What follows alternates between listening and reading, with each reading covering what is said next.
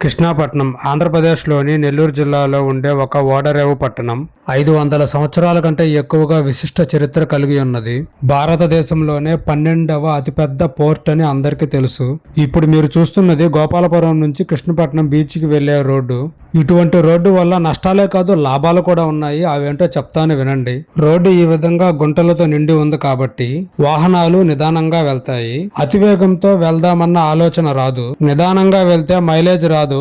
So petrol pump వాళ్ళకి లాభం. ఒకవేళ స్పీడ్ గా వెళ్లినా గుంటల్లో పడి యాక్సిడెంట్ అయినా హాస్పిటల్ మరియు మెడికల్ షాప్ వాళ్ళకి లాభం.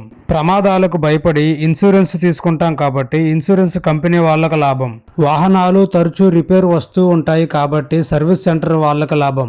టైర్ డ్యామేజ్ అయితే టైర్లు తయారు చేసే కంపెనీలకు లాభం. రోడ్డు మరమ్మతులకి కాంట్రాక్ట్ తీసుకునే వాళ్ళకి లాభం. డ్రైనేజీ కాలువల పూడికలు తీయించే వాళ్ళకి లాభం. ఇలా చెప్పుకుంటూ పోతే ఎన్నో లాభాలు ఉన్నాయి.